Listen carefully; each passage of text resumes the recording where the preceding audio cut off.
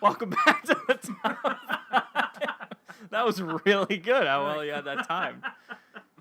So this is the top 5. I'm Zach. I'm Justin. I'm Mike. I'm Rob. Can we just fucking do that? Should we re-roll? No, we're gonna roll on that one. I think we're good. So we're back again. The top 5 crew: Zach, Mike, Robin. I'm Justin. So today, in honor of the first Dragon Ball Super movie,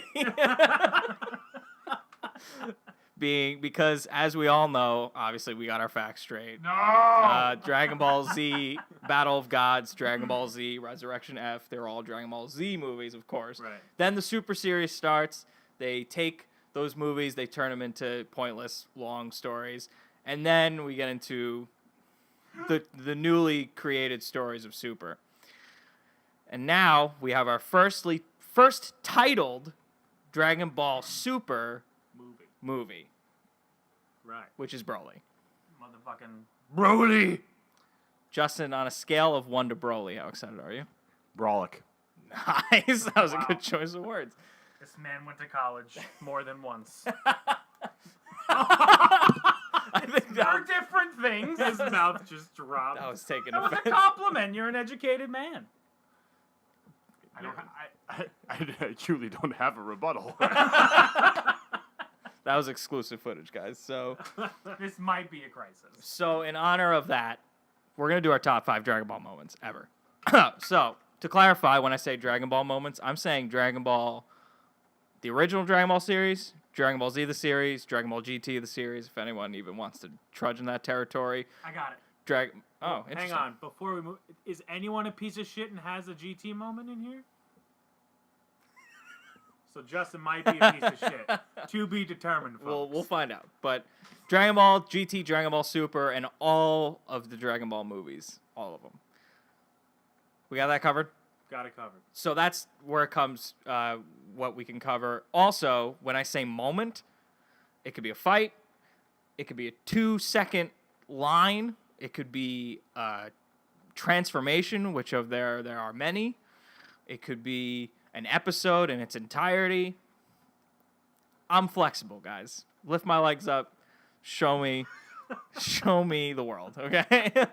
Shining, shimmering splendor. So, what in God's fuck are you doing to my laptop right now?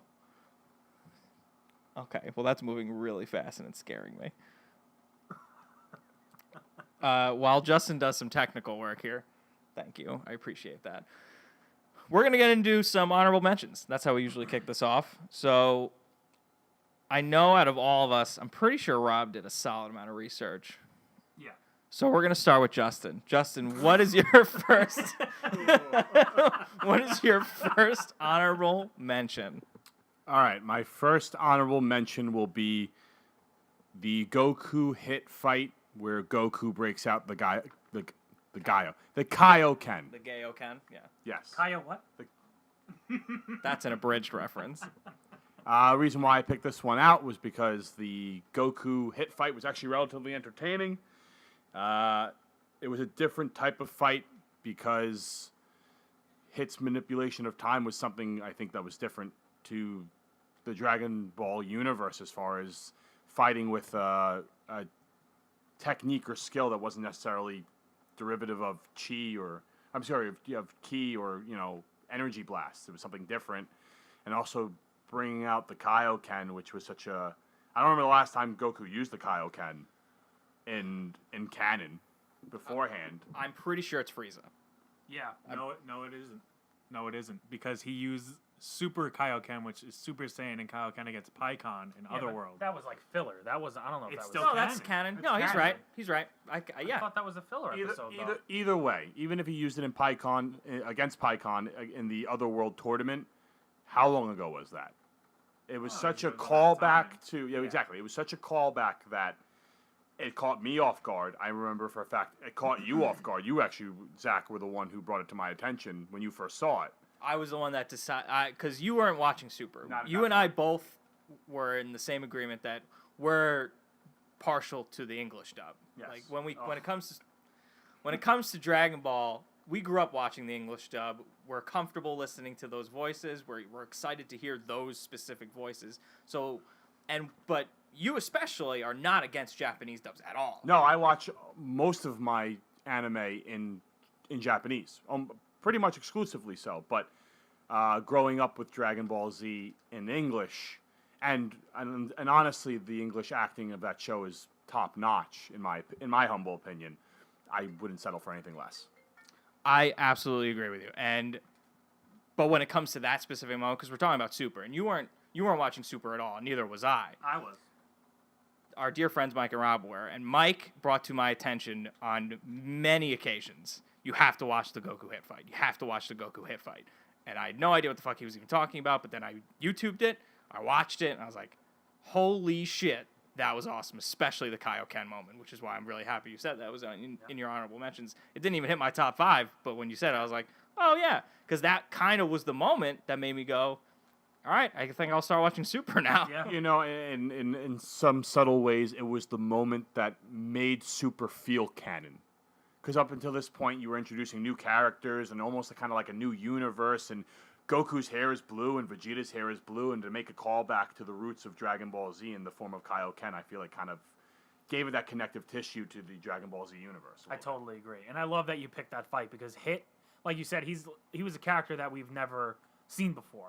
He had these abilities, and you know everything wasn't based around ki, and even when he did power up to use ki, it was a mind game against Goku. It wasn't even that he raised his power level by doing that. That's my favorite part about Hit, is that he's not just like here's my next form kind of guy. It was just, he had this technique. He was just a better fighter than everybody else because he had this ability to skip time. And obviously watching Goku figure it out was really cool and fun to watch. And having him go to Kaioken and really fuck his body up just to stick with Hit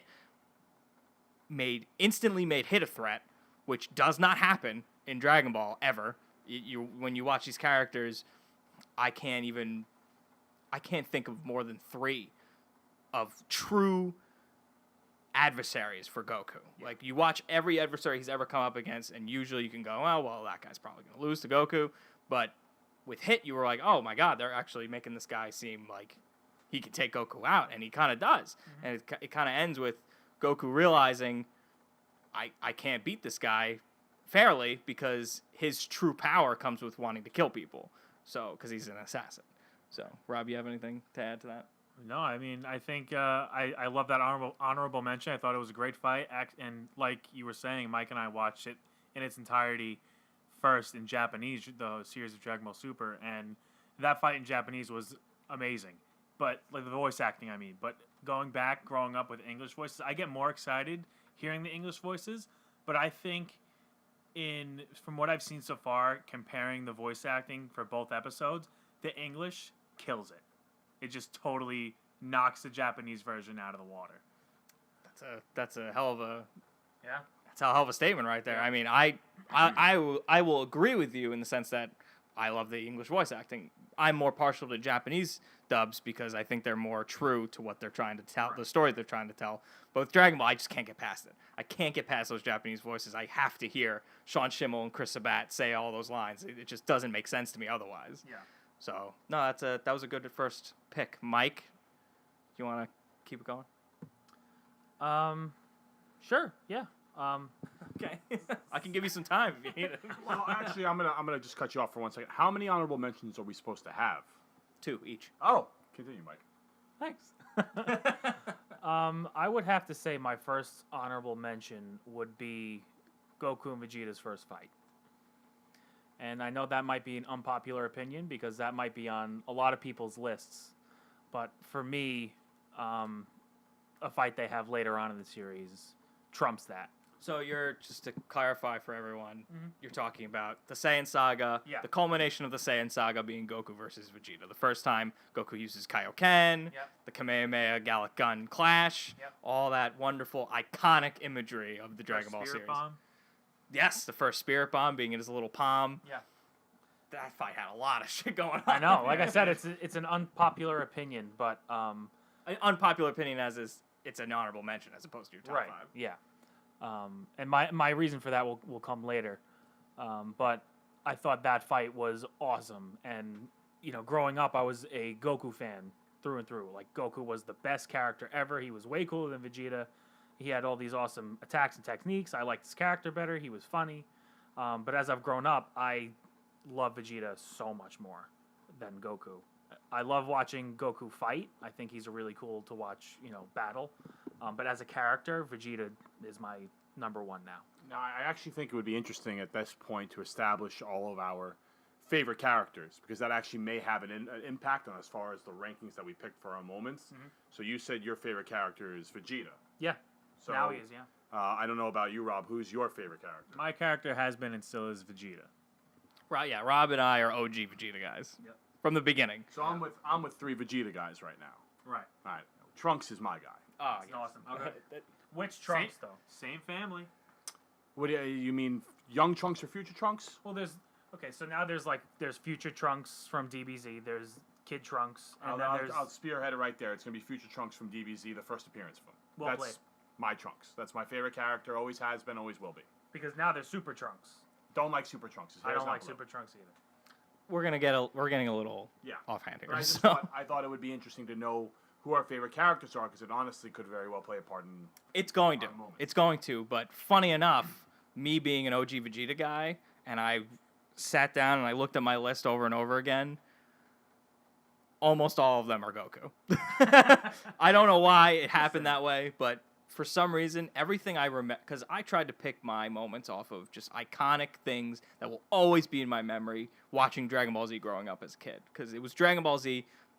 I watched most of Dragon Ball Z, and then I went back and watched all of the original Dragon Ball when I was growing up. Then I watched all of Dragon Ball GT. Like, I'm a huge Dragon Ball guy, but every single top moment I can remember, Goku's involved one way or another, except for a specific moment that we'll talk about later. But going back to our original conversation here, getting back on track, why is that an honorable mention as opposed to being in your top 5? Well, like I said, I'm going to get into the reasoning in my explanation for one of my top 5 moments. Just the characters that they Become? Yeah, kind of. Because Goku doesn't really change all that much, other than he gets stronger. No, I don't think he changes at all, really. Yeah. I think even in some cases he gets worse as a Yeah. human being. Right. Yeah. But I just where their relationship As a Saiyan. Starts. I'm sorry, he's not a human. Right. Where their relationship starts and where it ends up later. And then how that connects is why it's my honorable mention. It's that fight in particular is an interesting contrast, in my opinion, to the rest of Dragon Ball Z, because that fight is so reminiscent of Dragon Ball in many ways. Where I feel like the rest of Dragon Ball Z from that point on is really just pure on battle, and whoever's the strongest wins. Yeah, you have some hiccups here and there and some shockers here and there, but for the most part, the strongest guy wins in the rest of Dragon Ball Z. Yeah. In that first fight between Goku and Vegeta, it's reminiscent in Dragon Ball, where that wasn't necessarily the case, where that fight is won by Yajirobe cutting off Vegeta's tail. It's won by Krillin and Gohan Right. with the Spirit Bomb. But It's- all these yeah. little factors playing in that they aren't the strongest, and it wasn't these maximum power levels that saved the day in essence. And I feel like the formula after that fight changed and made Dragon Ball Z what it is, but that fight's very reminiscent of Dragon Ball itself. And what's also amazing about that fight is that I think a lot of people might not, take recognition of this, is that Goku didn't actually beat Vegeta in that fight. He didn't. No. And he's never He needed a lot of help. Yeah, and he never actually beat Vegeta ever. If you think about it. He never fought Vegeta one-on-one and stood over Vegeta and said, I won. No, and that's kind of the case. Besides Frieza, who did Goku beat 1-on-1, really? He's beaten a lot of people one-on-one. Well, I mean, like major villains. Who? I mean, if you think back to Dragon Ball and all the tournaments, all the Oh, matches no, he won, yeah, right? no, They were villains. I'm talking about He beat Piccolo. when you're talking about world tournaments. Yeah, there was a lot of those from the original Dragon Ball series, like Kid Goku and eventually Teen Goku. Won a few of those tournaments. He loses a couple, which is actually something I was going to bring up. That feeling of Goku being vulnerable kind of loses its luster over the years, and then Right. eventually Goku just becomes the god tier character that everyone. That's what made Rob and I attached to Vegeta so much is because that's the guy that all the villains went through first. Like, he kind of sets the bar for everyone's power levels, and I'll get into that as we talk more about Vegeta throughout this conversation. But let's keep the train rolling on the honorable mention. So, Rob, what's your first? My first would have to be actually one from the Battle of Gods, which is when Goku loses his god form and goes back to Super Saiyan, and they're in that underground cave, and Beerus starts to like blast the hell out of the cave, and all the rocks are coming down, and Goku is like, "I'm not gonna let you destroy my world," and like turns Super Saiyan. That moment was just badass. Oh. That was just straight badass. That moment literally gave me chills when I saw it the first time. Yeah. Super does a really good job at that. Yep. They do fan service pretty damn well throughout that series, as I've seen so far. I haven't watched all the full episodes. I know everything that happened, but watching some of those full episodes, they do fan service real well. They treat those characters really well. Yeah. I thought you were going to say something. No, unlike everyone here, I've enjoyed Super because it's just a continuation of the show I love, but its impact is so much less now because I'm older. And there are a lot less stakes. And I mean, the Universal Tournament, the stakes were higher than ever before. But you know what's gonna happen in the end. I knew that everything was gonna be okay in the end of the Universal arc. I mean, yes, maybe it was more of the question to how. Yeah, that's a good way of putting it. Yeah, sure. And they followed through. That final episode of Super, if it's on anybody's list, we can have that conversation when we get to it. But to generalize my opinions on it, I thought it was fine. Like, the end of it, I was like, oh, well, that was weird. That's kind of was more of my reaction. I was like, oh my god, the fight at the end was awesome. That was the oh my god moment with Goku and Frieza and Jiren. We're going way off track of this Battle of Gods thing, but just to cover that up real quick, I don't think Super is as great as Dragon Ball Z, and that we can I think all agree on that. I don't know if you two think that Super was better than Z, but no way. Yeah, so that's just my personal opinion. But back to Battle of Gods. If you wanted to say something real quick. Well, yeah, it kind of concerns Battle of Gods too, but like I will say that what I do enjoy more in Super is the fact that the voice acting cast has owned their characters so much now that it's years later and that they've done this for so long that the voice acting just is so much better now to me because and I've listened to a lot of interviews with Christopher Sabat and Sean Schemmel and things like that, and they've said that it was kind of hard doing it back in the day, doing just real quick. Chris Sabat is the voice of Vegeta, Piccolo, and sorts of others because he kind of show runs that thing. He kind of heads that whole thing. And Sean Schemmel is the voice of King Kai and Goku. Just to clarify that for anyone that might be listening that's never seen Dragon Ball. Right. So they've said that it was a little hard to do the episodes of Dragon Ball Z because they were just getting like kind of like snippets of things as the show went on. So like a lot of and they've said this in multiple interviews that a lot of the people at not Funimation but the place that does the Japanese Toei Animation. So they like for example with Goku Black, they had no idea what Goku Black was about. They just said it's Goku and he's a bad guy. So like what's his voice like? Like what is he about? And just like we can't tell you that it's Goku and he's bad. So like okay. So and the other thing that made it hard on them is that originally they had the Ocean dub, right? So that was from the voice actors in Canada, and mid-season in I think it was the Frieza saga, I think they switched over from Ocean dub to the Funimation dub, and they had to like base their voices off of the Ocean dub characters because they were thinking like we're gonna have these totally new voices and people are gonna go, what the hell's going on? So Christopher Sabat actually based his voice off of I can't remember the voice actor's name from the Ocean dub, but he based his voice off of that guy, and that's why through the years, if you go back and listen to the original episodes of Z when they first aired them, Vegeta's voice is significantly different. It's weird. It's very It's weird how it... Because we grew up listening to Chris Sabat, and so when you go back and you hear that higher-pitched, kind of swarmy-sounding Vegeta, it's very, very jarring. Yeah. How does this relate to Battle of Gods? Because I was talking about what I preferred in Super than Dragon Ball Got Z. it. But yeah, so Goku turning Super Saiyan was cool. My so my first honorable mention is, and I think I might spin heads here, but Goku versus Jackie Chan. Yes. So in the original Dragon Ball series, in the very first 25 episodes or so, Goku meets Master Roshi, he meets Krillin, and he embarks on this adventure to become the strongest, to become a better fighter, really. Not the strongest, but then he stumbles upon the world tournament, the very first world tournament of every Dragon Ball. And for years, this man named Jackie Chun, who has this striking resemblance to Master Roshi, wins all of them. He's the best fighter in the world. He's the best fighter ever. We have this tournament. Goku makes it to the finals. Jackie Chun is obviously in the finals as well. And you know, as an audience member, it's Jackie Chun, it's Master Roshi versus Goku.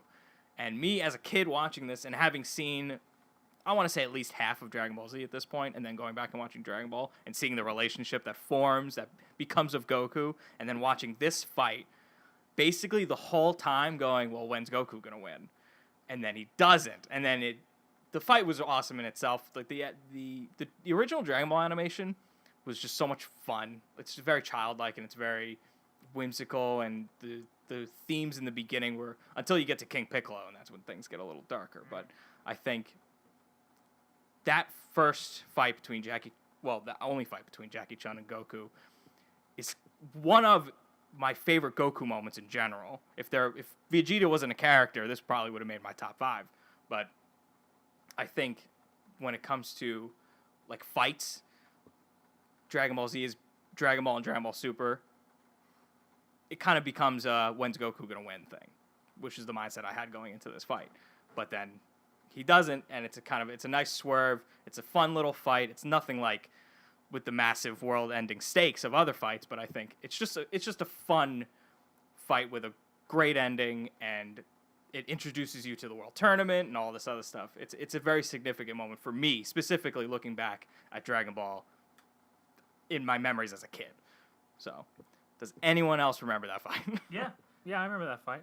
I mean, I can't tell you, deep-rooted details about it, or that I have any kind of significant memories of it, but I like the fight. I like the fact that, he got to fight his master, and it was, for the sake of him to get stronger, and, his development as a fighter and training, and, that's just what Goku's all about. That's all he cares about. So Yeah, Master Roshi beat him because his leg was longer. That was it. That was the reasoning. I respect your fandom so much more now because this is on your list. Because I have, and I know I'm up next for the next honorable mention. Yeah, so if you want to just segue this into your... Well, here's the thing. It didn't end up making the cut, but I had a Dragon Ball moment that it's so difficult. These shows are comprised of so many different moments to try and compress everything into 5 choices, 7 with 2 honorable mentions included. It's difficult. I know for me, my last honorable mention, I was stuck between 3 moments in particular, 2 of them actually coming from Dragon Ball. It was Goku versus Piccolo in the final martial arts tournament. That's the absolute finale of Dragon Ball. It was Goku versus Tien, one of my favorite absolute fights. Favorites, yeah. And I really actually love Tien as a character, but my choice for my final honorable mention is going to be the Android 17 Piccolo fight. That's going to be on my honorable mentions list, only because at this point in the show, I was starting to have a bit of Super Saiyan fatigue, and Piccolo being one of my favorite characters, it was exciting to see him get such a huge power boost. And it was cool to watch Android 17 fight, because up to this point, you hadn't seen him fight yet, right. So you didn't know what he was capable of. You had watched 18, you had only assumed 17 was stronger. And they matched each other so well, and the fight was so entertaining, and watching Piccolo pull out all these new moves and all these new abilities from fusing with Kami was so cool. But also to have Cell in the background at the same time, and I love during that fight, they keep cutting to Cell, sucking people up and getting stronger, so you know that the fight's on a clock. Everything was on a clock. The stakes were really high for that fight. You had Goku, who was sick, so Piccolo's trying to buy time. You have Cell absorbing bodies and getting stronger at the same time. You have, I believe, Vegeta and Trunks at this point are in the hyperbolic time chamber, so they're not even available right now.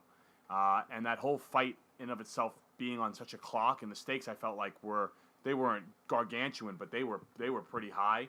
It was a really exciting and a really fun fight, and one that I was pushing for Piccolo to win that fight. Yeah. And I think the whole time you kind of knew he wasn't going to win, but he kept going for it. Definitely had to acknowledge that on my honorable lists. I'm glad you said that because we can cover my number 5 because that's my number 5. That's my number 5. That's wow! Look at that. We get 2 number 5s out of this honorable mention for Justin. But for me, particularly, you hit it on the head when you said Super Saiyan fatigue. That is probably the number one reason why this is on my top 5 list because this is probably the best non-Saiyan fight of the entire series, in my opinion. I totally agree. I think Piccolo has a lot of great moments specifically throughout all of the series, training Gohan and all that stuff, protecting Gohan through all it, and fighting Frieza, even though it wasn't really a fight, it was just Frieza toying with all of them. That's kind of the theme throughout all of Dragon Ball is you'll have this major villain fighting the underlings of Goku, or even Goku himself, and be like, I'm not even using my full power yet. With this fight, it was full power versus full power.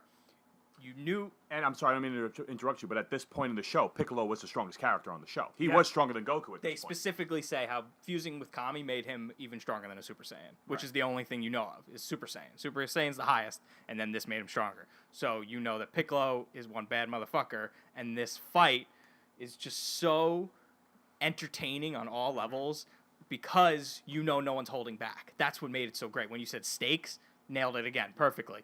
There's stakes. The fighting choreography is awesome. The fucking Hell Zone grenade is one of the coolest moves in all of Dragon Ball history. I think Android 17 is one of my favorite villains, personally. I love how he comes back around in Super, even though they fucking botched the way they use him. I think that fight, again, with it being on a clock and Cell coming, everything about that fight, it earned its spot on the top 5. It's not exactly my favorite fight all around, but like I said, non-Saiyan fight, it's easily my favorite. Yeah, no, I think you both hit it right on the head. I think there's even a line in the first Funimation dub where Gohan says, Vegeta joined the Super Saiyan Club. Like, that's really what it turned into. Yeah. They even, threw Goten and Kid Trunks a bone and just gave them Super Saiyan without really having us feel like they earned it even. And that was a theme. Vegeta even had a line. He's like, it's like a Super Saiyan bargain sale. Like, everybody's just a Super Saiyan just because, it sells merch and Super Saiyan looks cool and all that stuff. But like Justin said, Piccolo's also one of my favorite characters ever. I think he is so awesome. He's so badass. He has a lot of great moments. And I know you and I specifically have, talked about that fight over the years and how that is just one of the coolest fights ever. Easily. If we ever do a top 5 fights, this would maybe even make my top 3. It doesn't exactly, like, as a moment of Dragon Ball, it doesn't exactly hit the top 3. But I think as a fight in general, this is just something you didn't see up to that point. It wasn't something you'd seen. So I think it's a good honorable mention, and it has a good spot at number 5. You didn't say anything about this yet, Rob. Nope. All right. So Mike and I's number 5s are covered. Mike's next honorable mention, the final honorable mention. So my next honorable mention is the second Broly movie. Yeah, and I knew you were gonna laugh at that, but there is that one scene where they get the 3. Are you okay? Are you talking about this specific scene? Yeah, this or moment, the movie. The moment. The it's moment. in the second Broly movie. It's not the whole movie. You said that really weird. Of all the things that you could pick, and you picked Broly's second coming. Yeah. Yeah. Okay. Well, it's an honorable mention. Well, let's hear it. What's the moment? Okay. So it's the moment where Goku, Goten, and the Goku. triple commandment. Yeah. Okay. That was awesome. And I know Rob and I have watched that scene over and over again. You mean when Goku came back from the dead and fake, like, pantomimed a Kamehameha? Yeah. I'm not saying it's the best moment in the series. Right? I'm just saying it's honorable for me as a Dragon Ball fan, in my humble, incorrect opinion, that I like this scene. Rob, you have any defense for this? I thought it was cool. There's a theme to your honorable mentions, I guess. Well, speaking of Rob, your last one? My last honorable mention would probably have to be when Vegeta freaked out over Beerus slapping Bulma across the face. Wow. Battle of Gods for you, dude. You really love that movie. I had some really sick moments in it. That I absolutely agree. Yep. I 100% agree. As, again, an OG Vegeta fan. Yeah. because you want Vegeta to be stronger than Goku Yes. so bad. Yeah, You want him yeah. to be stronger so bad, and he Yeah. punches the shit out of Beerus. Fantastic. I absolutely agree with you. Yep. Like I said, the voice act, so that was the first movie that is like a fresh Dragon Ball Z event since like the Buu saga, because I didn't watch much of GT. I couldn't get into it. I didn't like it. It just wasn't for me. So, and having to go to the movies and actually see that in person as it comes out fresh was fucking exhilarating for me. I know we all went together. I think we had, no, just I was not with you. I ended up watching that in my dungeon of an apartment at the time by myself, eating popcorn. That's upsetting. That's really upsetting. I thought you were there. You were there. You were for Resurrection F. I was there for That's Resurrection. what it was. Now, Okay. just real, I'm surprised you didn't pick Vegeta's bingo dance because that almost made my honorable mentions. Of all the things you could have picked. No, I will say about that moment, I also really enjoyed that moment because I think we all agree we got tired of watching Vegeta lose. Yeah. The way the Buu saga ended was great because even though he was losing, he was taking it like a man for a purpose, and that made it kind of okay that he was getting his butt kicked by Kid Buu. That was a close honorable mention for me. It was when Vegeta comes to the realization that I'll never be better than Goku. And actually, I'm with you on that one. I almost came to that realization as well. I almost made that choice of his realization as well. This was really a cool moment because it actually, in his rage, Vegeta's Super Saiyan 2 form was stronger than Goku's Super Saiyan 3 form. Yes. But it also frustrated me as well because that also makes no sense. Right. I feel the exact same way as you. I love that moment. I love that Master Roshi acknowledged that Vegeta became stronger than Goku in that moment from his rage. But it's like, I was like, how? Because Goku has a whole nother transformation that's even stronger than Super Saiyan 2. So, I mean, I know Goku can't keep that form long. He said it. It takes up way too much stamina. But, like, he still has it. Like, had he used that in the Majin Vegeta fight, he would have won. I would have personally been more okay with it if the Beerus Goku fight on King Kai's planet wasn't as lopsided. If it had been a little bit closely contested, I maybe would have been a little bit more okay with it. But the fact that Super Saiyan 3 got wiped from, it was brutal. The whole fight was brutal. He flicked him. He flicked him and beat him because it was such a gross beating that I think it was a little unfair that Vegeta Super Saiyan 2 could achieve such a height. Mike, how can you possibly explain this? Go. Well, fuck you. I mean, everybody here knows that Super Saiyan is a multiplier of your base power, right? Nerd. That's what it is. That's what Super Saiyan is. So when Goku turns Super Saiyan 3, it's just a stronger multiplier of what his base form is. That's why they train in their base form. That's why they do it. So I think that in that moment, through his rage, I think, I'm just spitballing here, that his Super Saiyan 2 transformation kind of got a spike. I think it's safe to say Vegeta's base form is probably stronger than Goku's base form. In just sheer raw power, it probably is. Sheer raw power and will. Because Goku doesn't care. Yeah. And also, When it Vegeta comes to his- trains a lot harder. Vegeta, I think, trains a lot harder than Goku. Goku's just the smarter fighter and a little bit more talented. He is a fighting genius. Yeah. Yeah, in a lot of ways. And I think,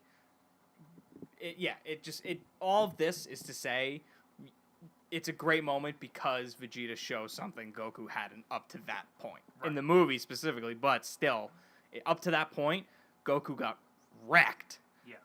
To this god who you now is that moment itself when he wrecks Super Yeah. Saiyan 3 Goku is a great moment in that movie because it shows that this guy It's not to be there- fucked with. there's no way you're beating him. Right. And like you go through that movie entirely waiting for Goku to beat him and eventually he doesn't, so it's actually even better in that sense. Yep.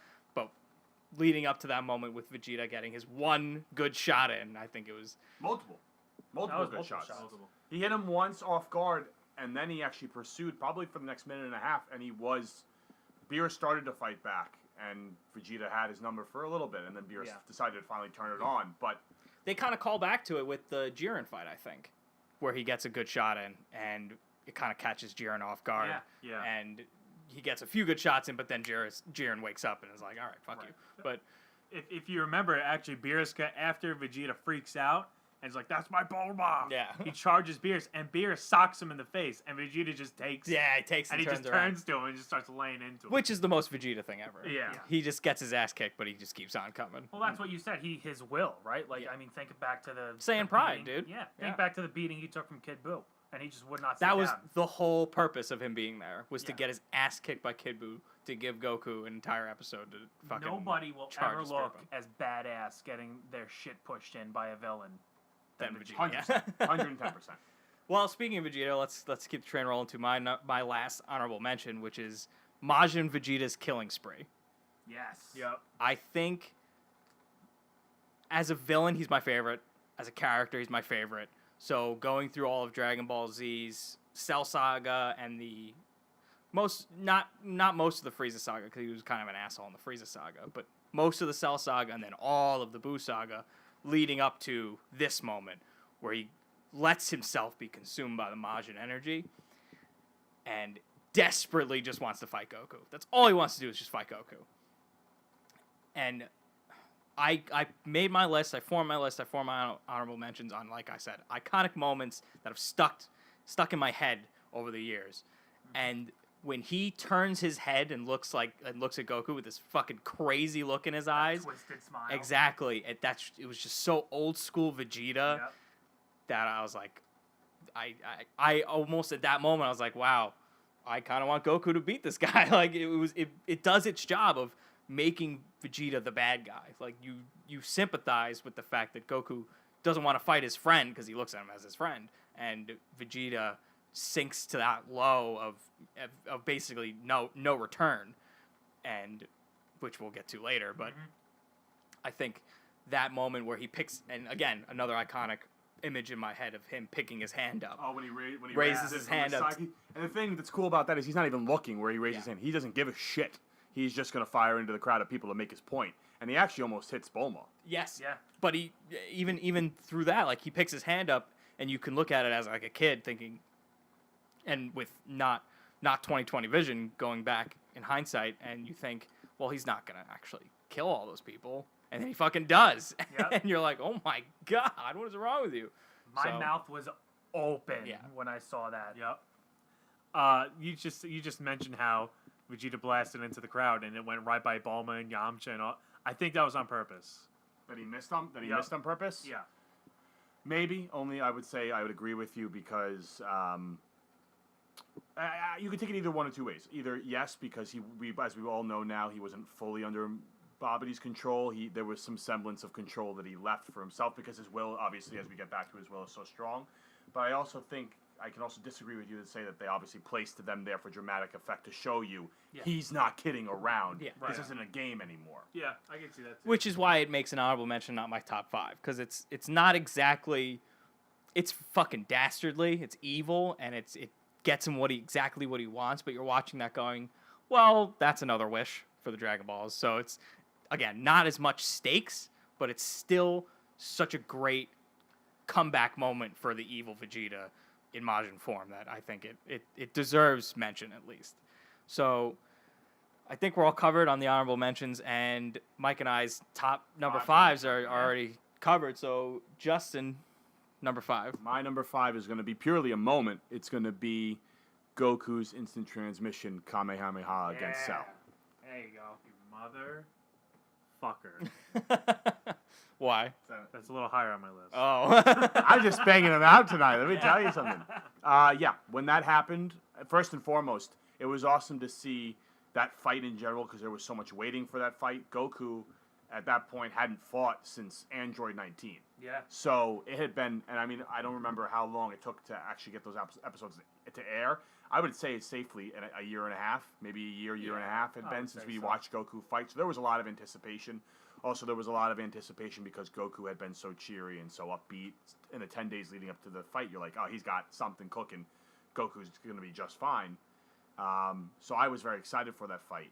And then to see him revved that high in the air, getting ready to launch a Kamehameha at the ground and knowing he could blow up the planet right now, I had completely forgotten that he could utilize instant I transmission. think we all did. Yeah, at that point. And when he pulled it out, when he disappeared like that and then just landed right in front of Cell, my jaw was on the floor. Yep. Caught me completely off guard. That's because Goku's never used instant transmission combined with another move before that point, though.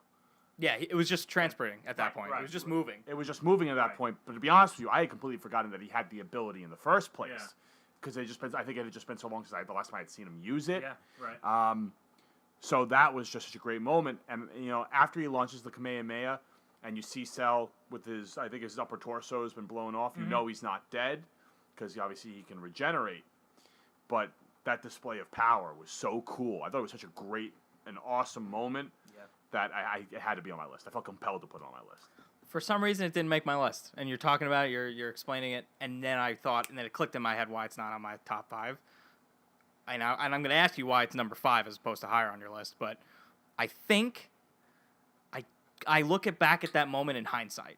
I can't remember watching that for the first time. I just can't do it. Like, I look back at that moment, and my jaw still drops because it's so fucking cool, and Cell's reaction is hysterical. Yeah. But I think I look back at it in hindsight, and I go, that was really awesome, but the Cell saga builds up so well.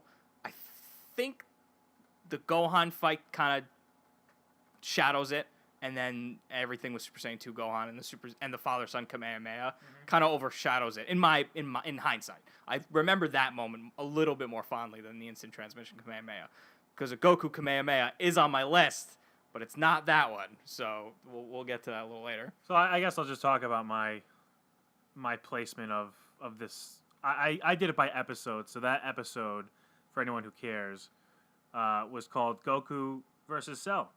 And it was, Wow, Rob. I mean, Great. that's not my fucking title for it. It's episode 177. And you were asking about air dates. It's November 29th of 2000 was the American release date for that episode. I had just turned 10 years old. Yep. Nerd. So, well, hey, I fucking did my research for this shit. But so what stuck out for me with that entire episode and that fight is that so Goku got sick, right? And then Vegeta comes along as a Super Saiyan, and Vegeta takes top spot because Goku's sick and can't fight. So he's strongest Z fighter. So up until that point where Cell obtains his perfect form, Vegeta's it. Vegeta's the hope. And then he gets crushed by Cell in like 2 hits. Barely. I don't even know if does he. Yeah, he hits him once. Yeah. Yeah, So once. he kicks him really hard yeah. and breaks him in half. Yeah, before that, he's just toying with him, like, Yeah. taking his hits and He's whatever. taking his hits. Yeah. And then he takes the final flash. exactly. And just Just like, dead that was on. cute. Yeah. So up until that point, Vegeta's it. Vegeta gets crushed. Trunks reveals that he's stronger than Vegeta. And Trunks is like, I can't beat you. Yeah. I can't do it. Just fucking kill me. Right. Literally, he's like, just end me. So I was like, nah, I'm going to have a tournament instead. So then- Cell's great. Cell's great. So Goku gets better, trains in the hyperbolic time chamber. You see Gohan obtain Super Saiyan, but Goku's still way stronger than Gohan. Goku's ascended into the ascended Super Saiyan, which is like Super Vegeta's form. And then you're like, oh, Goku's the strongest again. Because it's Goku. Goku's always stronger than Vegeta. And if Goku is up at the same level as Vegeta, then he has to be stronger. Right? So then Goku and Cell are like top tier. So Cell and Goku are the strongest beings in the universe to our knowledge, and that's like the two epic fucking masses colliding. So for me, that was like awesome. And what I love about that fight is that there's not a lot of dialogue in the beginning of that fight. It's just Goku and Cell going at it, and you just hear the sounds of the fight. They're not talking. There's not a lot of like screaming going on. It's just fighting, and that's it. they're testing each other out. From what I remember from that episode, is there Goku, as in hindsight you look at it, Goku is just feeling him out for Gohan. Right. He knows he's not going to beat Cell. So in that entire fight, he's just going, well, let's gauge how strong this guy is. And the instant transmission Kamehameha, you think that's it. Like, that's the ultimate move. That's the move that can beat him. If that can't beat him, then what will?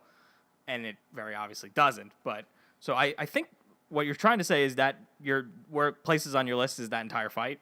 That Yes. yeah. No, well, the episode. The episode itself. Yeah. Okay. So I did my top fives by episode. It was just easier. This way, more to talk about, more to cover. Then I couldn't really pick just moments. Well, do you want to hit your number 5 now? My number 5, yeah. So that was my number 3, actually. I'm knocking you guys out of the you park knocked- today. You knocked me down. But my number 5 was when Vegeta turned Super Saiyan. So that episode title is Upgrade to Super Saiyan. It was episode 129. I didn't get air dates besides that one. It's like 50 episodes before the Cell fight. Jesus. Yeah. So that's episode 129. So that's that episode to me, because I'm such a huge Vegeta fan, was like, fucking finally. Like, Yeah. Vegeta's like level with Goku. I gotta tell you, I wasn't even a big Vegeta fan at that moment, and when that happened, I was like, "That is awesome!" Can we just take this moment? I'm going to cover it in more detail. I just want to say it once because it happens in this moment. It happens in a later moment that we're going to talk about. But Vegeta's theme is awesome. Yeah. Vegeta's theme is so fucking awesome. It's so fitting for that guy. And yeah, I think the story leading up to, like, when he explains how he became Super Saiyan is yes, so exactly, Vegeta. yes, That it's yep. just that whole, yeah, you're right. That whole episode's great. That whole episode is really, really good. And I think I never asked you why your instant transmission Kamehameha wasn't so high on the list. Yeah. So I'll get back to That's you. right, because I'm going to tell you my number 4 anyway, because I already knocked out your 5. So Well, I'll ask you as well. What are your reasons why it's not exactly 4, 3, or 2? For this one? Yeah, for the Because Goku. because this is kind of like I said, I'm a huge Vegeta fan. That moment for me was like awesome. But after that, further in the series, I think things kind of overshadow that, because like we said before, Super Saiyan was just kind of like meh. yeah, welcome to the club. Right, Because exactly. Trunks did it before Vegeta. Exactly. Yeah, Trunks was already a Super Saiyan. so- Right. Yeah. Yeah. So it's just like all right. But Super Saiyan. yeah, like I said though, I think the story he tells is so great. Yes, is yeah, the best part about that whole moment. And And we get the Big Bang attack. the Big Bang attack them exactly first. Yep. What a sexual name. That's right. Who thought of that? Oh. Someone must have been horny though. So, real quick, just to backtrack, real quick, why was instant transmission not so high on the list? only because and I don't mean to be a prick when I say it, but there are just other moments that I felt like were more important. We're all biased at this point. We're all coming up with our own points and our things that made an impact. on Entirely us. subjective. Yeah. Right. It's all subjective. What means the most to us. I know for me, my moment hit the floor when he pulled that move out. I didn't see it coming, but there are other moments that just have made more of an impact. On I think a good word you used there was important. Importance-wise, it's not important. It's just really awesome. It's just a really cool moment. Like, I think Vegeta's moment is important, but it's more of important to the fact that, okay, now Vegeta closed the gap a little bit on Goku. Yes. That's why that's important. But it's not nearly as important to the story of the entire series. So, you're number 5, Yeah. 555, you're number 4. All right, my number 4, I'm actually going to work off of something that you mentioned before, and I know it's not necessarily an arc, but I'm encompassing the entire story of Majin Vegeta. So everything from him killing everyone to the actual Vegeta-Goku fight, which... Okay, can I stop you? You're covering like 3 of my moments. So, by doing this, can we skip you and you'll just jump in when we... Let me localize it. I love the Majin Vegeta Goku fight. I won't really get into it. Then if I had to really localize the reason why I'm picking this one, it's Vegeta's sacrifice at the end. That's, for me, We'll that's cover the it. moment. Trust me, we'll cover Yeah, it. we will. So you can jump in on all those guys. I'm sorry, So guys. your number 4 is all of Majin Vegeta. Fair enough, but we have a lot to talk about when it comes to Majin Vegeta. Get out of my head, Justin. So, Mike, At least I'm safe inside my mind. I'm not. number 4. My number 4 is from the Super Series. Ooh. My number 4 is the Ultra Kamehameha. Which one? Right. I mean, okay. So, Because I'm thinking one specifically. well, I think everybody thinks of this one. It's when what was Kefla? Was that her Yes. fusion name? Okay. So it was that one. Well, this is my number 3, so Okay. I'm glad we're covering this. That arc in general, the Tournament of Power, was awesome. I love the way they did that. I love how the universes were on the line. Like, that is everything on the line, literally. And I think that, until Goku Black in that series, we didn't really have any kind of stakes, which is what I would talk to you guys about. I thought the series was lacking at first. I didn't think there was any kind of real, they're actually in mortal danger. They're actually not going to get through this. There just wasn't any sense of danger in that series until Goku Black. Then the tournament power. Then everything's on the line. Goku gets his Ultra Instinct form, and that was awesome in its own right. Yeah, the moment with Jiren Yeah. when he absorbs the Spirit Yeah. Bomb, basically. Right. That was really fucking cool to watch. Because I, call me stupid, but for a second I actually thought he killed himself in that fight. Yeah, you're stupid. Yeah. So- I guess I'm stupid too. How the fuck do you think Goku's dying there? I mean, initially you did, but then like you don't see Zeno push the button, so you're like, Right. all right, so how the fuck is he coming back? Yeah. Yeah. No, that's Yeah. silly. Come on, guys. I mean, I guess that's just me hoping because I think Goku. You wanted beating- more stakes. Yeah. Yeah, I think Goku beating everybody, being the strongest, like this Superman type of character, just got stale, and that's why he's Yeah. not my favorite character anymore. I just got tired of it. I wanted somebody that was more dynamic as a character. I wanted somebody that was beatable, that had a risk and a threat to it. Why is it your number 4? It's my number 4 because, like we said, it's not necessarily a gigantic important moment. It was just really fucking cool to watch. So the reason why it's higher up for me, the number 3, is exactly that reason, but in a different sense. I hated the idea of Ultra Instinct. I hated it. I hated the idea of another transformation. I hated that, like, why does he have to transform again? Just be stronger. Just fucking figure out a way to beat the guy, as opposed to, well, now I've unlocked this new ability to beat you. Just figure out how to beat him. Like, when he fights Hit, that's awesome because he's just figuring out how to beat him. He's not getting stronger. He's just figuring it out. And I like that idea. Like, I was watching the Jiren fight going, well, he's doing something. He's doing something weird or shaky that's making him beat these guys up before he's even touching them. So Goku's going to figure that out, and that's how they're going to beat him. But no, he was just stronger. That was it. That was the whole reason. That's the whole reason why he kept beating them up. And it's funny you say that because I thought Super did a really good job, and actually one of the first times throughout the entire canon of all the shows is that Super made it where these guys didn't necessarily just have to be stronger; they had abilities or techniques, Yeah. Yes. different styles of fighting. It wasn't just power levels, and that's why I think Jiren being really the last antagonist is such a letdown because Jiren's ability was just that he was really, really ridiculously strong. Yeah, I that's agree all. with That's all it was. It was just he was stronger. But the reason why it's higher on my list is because I hated Ultra Instinct until this Kamehameha wave. Yeah. I thought this was the fucking coolest Kamehameha that has ever been shot in this entire goddamn I show. totally agree with you. Because when you guys told me this because I wasn't watching the tournament arc Yeah. by episode. I was watching by moment, and you told me about this moment specifically. And I asked, I was like, why can't they fly? And you said because you have to get knocked off to lose. And so watching that, knowing that he can't fly or jump too high up, he's hopping between these blasts that are like murderous blasts, and they say in the audience, the exposition team goes, well, if that hits him, he's dead because those beams are too strong. Yeah. And he's hopping between with the Ultra Instinct ability. He's hopping in between all these blasts, and then she shoots her super rainbow beam at him. Well, she thinks that she has him because he's now Yeah. suspended in midair. Then he jumps, and he can't fly. So he's jumped. He's in the air. She goes for him, and Goku set her up for this entirely because he's setting up the Kamehameha wave the entire Because time. he's a fighting genius. Exactly, and this is possibly one of my favorite Goku moments ever because it's number 3 on my list. When he flips upside down And rides the Yeah. wave up with the Kamehameha wave. That's like, I don't know if Toriyama thought of that himself. That's just fucking Dragon Ball at its best. That's another moment where my jaw dropped and I had the biggest shit-eating grin Yep. on my face. I was Like- like, what the hell? The reason why this makes it in the instant transmission command wave doesn't is because I can't remember specifically watching that moment for the first time, so I don't watch it with my jaw dropped in shock.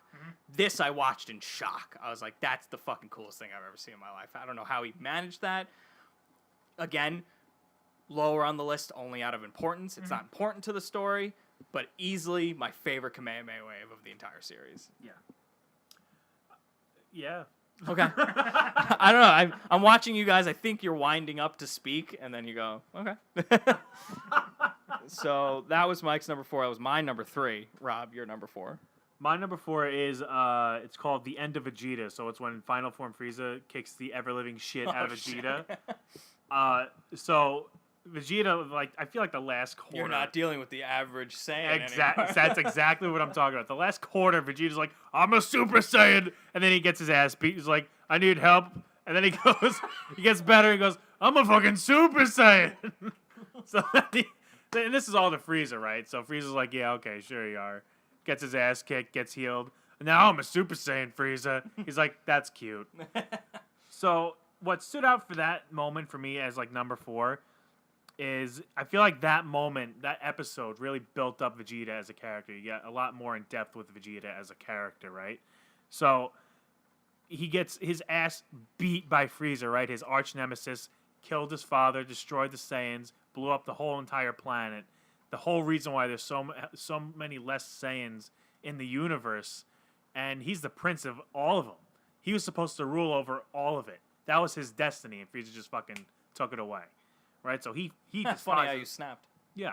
Okay. So he despises Give Frieza. me a break, Thanos. Sorry. So, like at the moment, like Vegeta's saying, like I'm a Super Saiyan, right? And you don't know what a Super Saiyan is. You just know he doesn't look any different. So Vegeta's going, I'm a Super Saiyan, and then he goes after Frieza, and Frieza toys with him and makes him look like a fool. And then Vegeta gets terrified, right? He's like, I can't beat him. There's nothing I can do. And Frieza beats the shit out of him, and is so relaxed in doing so, he eats a crab as a snack in the middle of the fight. So now you're thinking, not only is Vegeta fucked, but Frieza is like the strongest motherfucker ever, Yeah. and no one's gonna beat him. Final form Frieza's great. Yeah, But I think what the importance of that scene was is that until that moment, Vegeta has never felt helpless. right. He never felt helpless. Right, exactly. He was always stronger than any kind of adversary he'd ever gone up against until Well, the Goku and the people on Earth. the Ginyu Force makes him feel pretty helpless, from my recollection. He gets a little nervous with the Ginyu Force Yeah. because He gets nervous, but he doesn't feel totally helpless And Right. hopeless. and hopeless. Yeah, he's That- broken. He's a the- broken right. man against He him. actually fight with kills Frieza them broken. all. Yeah. Well, eventually. Yeah. With other people's help. But Well, yeah, but I mean, he kills them. Yeah. He blows up Raccoon. He breaks Burter's neck. that's his And then he kills Jace all by himself. Yeah, that's like his insecurity though. Of like, even Yeah, though I guess Goku beat these guys, he's gonna be the one that ends up Yeah. killing them because Yeah, I guess, he's I mean- Vegeta. But yeah, I agree. This moment is very important. Kills Zarbon. kills Yes, Kui. he does take care of it, and Dodoria. He kills And Dodoria. every one of Frieza's underlings. Yep. But Frieza himself, you said it best, killed his entire race, and he can't beat him. He just Right. can't beat him. So that episode's a good choice. That's a good choice for importance, and I think his arc does continue a little better as the show progresses. So yeah, I think I can understand why it's not so high up on But the list. before that moment, you don't see Vegeta as anything but like this proud warrior who all he wants to do is get stronger and stronger and be the best. And then he gets his ass beat by Frieza, and as he's dying, he's crying and telling Goku, he's the reason for who I am. Yeah. So he made me a bastard, right? Yeah. So he's like putting all of his faith in Goku to kill Frieza for the sake of the Saiyans. And that builds up a whole new aspect of Vegeta. That's why that's my number 4. Because I agree. throughout the series, he builds more and more, like you said. Yeah. You got anything to add to that, Justin?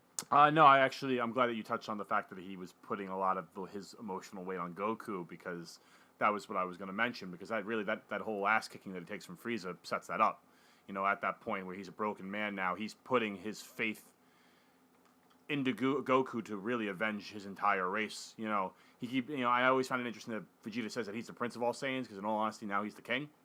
Yeah. He's the king of all Saiyans, but I guess it's out of maybe respect for his father that he's I that think he's the that's prince. what- But you know, he feels such a tremendous weight that he has to avenge his race and not to be able to do it, and then put all that weight onto Goku was such a huge moment and a cornerstone, I think, for the rest of what Vegeta becomes in the rest of the show.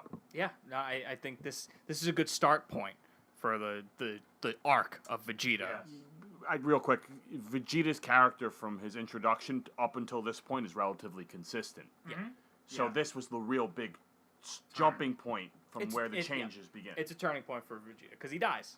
Yeah. That's the thing we haven't That- mentioned this that- whole time. That He kills him. beating was Yeah. fucking brutal. It's brutal, and he ends up dying. Yeah. So it's sad. It's really sad. And the first showing of that too is also when he gets brought back to life, and he sees Goku in Super Yeah. Saiyan form.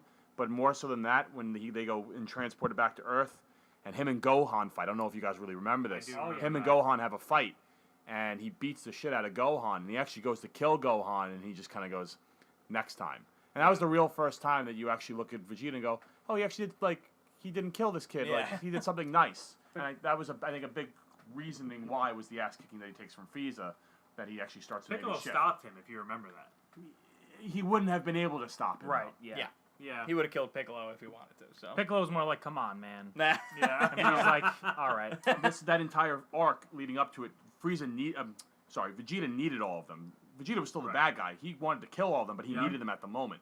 At that point in the show, he didn't need them anymore, and yet he wasn't killing them, and that was big. But I think I could be wrong. I think part of that. You probably are. Most likely. You usually are wrong. You never Yeah. No, I just. I mean, Goku died against the Spirit Bomb, so yeah. Yeah, throw me on a tally, whatever. I think part of Vegeta not killing Gohan also had to do with the aspect that Gohan is a Saiyan, and I think when Which he is the Prince of 2 at that point. And a half. So, yeah. 2.5. 1.5. Because Goku and Yeah, Gohan, that's right. it, yeah. So I think when you guys were saying that Vegeta became very emotional, he put all of this weight on Goku because it had to do with his people. That's all. He cares about being the best fighter in the universe and the Saiyans. And that also translates into Super when he trains Kaba in the middle of a tournament. He puts his entire reasoning for being in that tournament to revive Universe 6 and, meet the Saiyans and, be a mentor to Kaba. That sounds like a great movie. Yeah, right. Meet the Saiyans. Yeah, exactly. So- It's comedy. Well, let's keep the ball rolling, though, because, we could talk all day about Vegeta and the Saiyans. There's a lot to talk about when it comes to Vegeta, but my number 4, to get off Vegeta, because fuck Vegeta. No, I'm just kidding. My number 4 is when Goku beats Kid Buu with the Spirit Bomb. I think when it comes to all of the sagas, looking back at it, I think my favorite one is Cell. I think my favorite from start to finish saga is the Cell saga with the Android saga. I think it just builds well, and it has an ending that you would not expect going into it. And I think it's looking back, it definitely has the most stakes. It has the best, probably some of the best fights, and like I said, probably the best ending. Growing up, though, I am a product of the Kid Buu era. The Buu saga, post Cell, is when my memories of Dragon Ball really started to form. Like sitting there watching the episodes from week to week. That's when my mind starts. That's when the earliest memories I can have. So watching that saga from the Pycon fight all the way to the end with Kid Buu, that was a long saga. It was very long. It was very dragged out. Why it's my number 4. I'll just say that up front. It's my number 4 because it's the culmination of a very long and kind of a egregious saga at points where Buu just kept coming back in different ways and kind of silly ways, and they kept trying to beat him in different silly ways. But the end, it culminates in, I think, the best way it could possibly have, with Goku using the power of Earth, basically, to beat Kid Buu. Universe. It was not just Earth. He got spirit from everywhere. Yeah, that's right. What planets did he use? He used, if I remember correctly, Netherworld. Well, the Netherworld, I remember. The other Otherworld. Right, because Bobby was rooting for Goku to kill Buu. I remember him using Otherworld. I don't remember him using other Methians? planets, though. Oh, yes, you're right. Everyone raised their hands. You're right. So, yeah, it was the power of the universe, a universal spirit bomb. And I think, because you're watching that, again, going, when's Goku going to beat him? And I think that whole episode, because it's an episode and a half, an episode and a quarter, Vegeta is the one that's, used the spirit bomb. Right. Going back to Vegeta being the best. He's the one that thinks of it, and Goku's like, oh, I forgot to do that. And it's a fucking idiot. But he gets Goku up to do that spirit bomb, and then it culminates to Kid Buu kicking the ever-loving shit out of Vegeta. That's the whole purpose of Vegeta leading up to this moment in Dragon Ball Z. And I think also a very underrated moment that you're speaking of is how important Hercule is for the entire thing. Exactly. I was getting to that. And you have Vegeta getting his ass kicked. You have Buu getting his ass kicked. The original Majin Buu, Fat Buu. And it all leads to Goku just not having enough. And the one man to save it all was the fucking champ himself. What a random-ass character to become such a favorite. I love Hercule so much. Me too. Yep. Or Mr. Satan. He's only really Hercule in the video games. He's Mr. Satan in the entire show. And when he gets everyone to cheer, to raise their hands up for him specifically because he's the one that's going to save the world. It's just such a great arc for him, going from the Cell Saga and taking all the credit and basically not believing any of that stuff that he had seen, all the way to he sees it, he's believing it, he's pretty much the only human left alive. He is. Yeah, exactly. He is the only human left alive. And then all of the people come back, and he knows that he's basically the only one that these people will believe at this point. And to get them all to raise their energy for the last time, then Goku gets that last burst. But another very underrated moment for me is Kid Buu catches it. It's not even enough. And Kid Buu catches and pushes it the fuck back on Goku. And I just, being a huge Kid Buu fan personally, I love that moment so much. And, and then Goku gets the wish. He's the strongest again. He beats Kid Buu. Mm-hmm. But I think that episode for me is just, it's one of my earliest memories watching Dragon Ball. And it's the first memory I have of an arc completing. Like watching the arc from start to finish, completing, and that was the end of Dragon Ball Z, which was really shocker for me. You know what? It just popped in my head. That's canon anyway. The Spirit Bomb has never actually killed anybody Besides Kid Buu. Besides Kid Buu. He used it on Vegeta. Vegeta lived. He used it on Frieza, and Frieza lived. And then he used it on Kid Buu, and Kid Buu died. And even in Super, he used it on Jiren, and Jiren just fucking pushed it back. Right. Yeah, that's why. The Spirit Bomb has only killed one person, even though it's supposed to be like the strongest move Goku has. Yes, but in essence, the Spirit Bomb killed like probably one of the strongest beings in all of existence. Up to that point, it was the strongest. Well, let's be honest. Even now, Boo, you can still consider one of the strongest beings. Yeah, because he's not a god. No. Right. Boo's not a god. Yeah. A strong being that's not a god, and that's not Jiren. Yeah, probably. Also with his stupid I would regenerating. Think Jiren's stronger than Kid Buu, though. You don't think Jiren is stronger than Kid Buu? He absolutely. No, I said he is. Yeah, of course he is. Yeah. No, Jiren is the strongest, easily. So, I mean, Which is, again, it's a stupid thing, but we won't talk about Jiren anymore, unless he's on somebody's list. Justin, number 3. Gohan Cell is my number 3. Fair enough. Everything from Gohan being selected by Goku to turning Super Saiyan 2, which was just like when Gohan's crying, turning Super Saiyan 2, I was crying watching him turn Super Saiyan 2. The fight was awesome. Gohan's arrogance becoming Super Saiyan 2 was great. yes. To Goku sacrificing himself. Because of his arrogance. Because of his arrogance, I thought that was tremendous weight in that moment. It was awesome. I hated seeing Goku die, and I actually was mad at Gohan for not ending the fight when he should have. Yes. To frankly, one of I think the coolest moments in the entire show, the Kamehameha wave battle between Cell and Gohan, which has Vegeta really actually turn the tides when all the Z fighters are shooting in Gohan Cell's back, and it's Vegeta who's the one who actually just distracts Cell enough for the father-son Kamehameha. Yeah. I mean, all of it was so awesome. And The one-armed Kamehameha, too. What a great Sorry, image. the one-armed Kamehameha also. Also the death of Trunks. I mean, I completely forgot Trunks dies Yeah, in that. Trunks got Trunks was my favorite character, blown so away, that hurt. That was a really shocking moment. Yeah. Yeah. That entire fight was just so awesome. I thought the Super Saiyan 2 form was so cool, because it was still kind of true to Super Saiyan 1. The only real difference is his hair was a little bit more rigid and the lightning that surrounded his body.